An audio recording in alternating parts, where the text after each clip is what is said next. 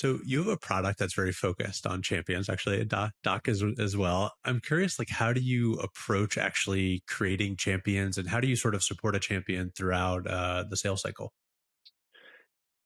Yeah, great question. So, and again, like if I think about the Heap experience, we weren't doing any of this. Like the way you have to sell in 2023 going into 2024 is just a lot different to get people to engage and want to commit budget to new spend.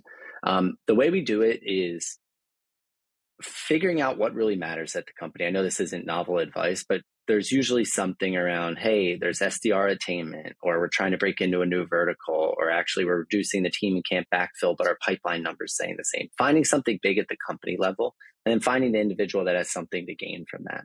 And then really we think about sales here as like champion enablement. What are you doing for that individual using products like Doc to make it extremely easy so that they can go and have those conversations? Every salesperson wants to think, they're the reason why people buy and you're controlling. It's not true. Like you're finding someone that has something to gain in the organization, making it as easy as possible for them to articulate that story. And I think we spend a lot of time not thinking about the ROI or the upside, but also thinking about what's the cost of inaction, really helping them understand if no change is made, whether it's Champify or insert 10 other bets you can make on increasing pipeline, what's going to happen to the business? And then using a business case that we do during the sales process that makes it really clear that, hey, this is a pretty surefire bet if you can execute properly. And what we try to do is with that champion, get on the same side of the table as them as quickly as possible, saying, hey, based on what our other customers are seeing, these are the types of response rates or ability to go from contact reached out to meeting, or here's what they're seeing on the velocity or win rate. Do we think these are realistic? Like, let's really talk about that, because if you're giving someone some bullshit ROI story and they don't believe it, they're not going to be able to articulate that. So we try to really just get on the same table, co-create it as much as possible, and think about sales as champion enablement.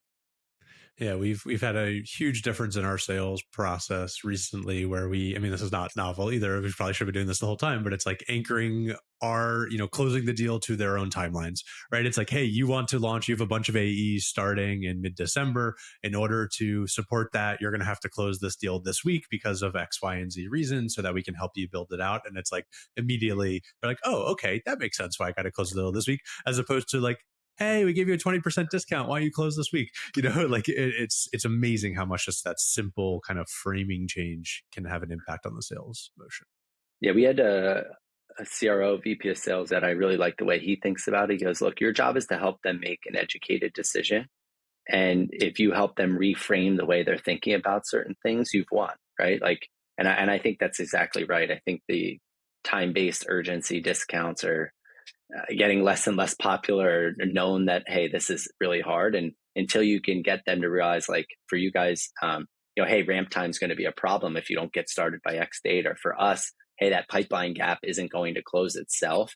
They have to feel it, right? Like it's really hard for the rep to be able to create that urgency if they don't believe it.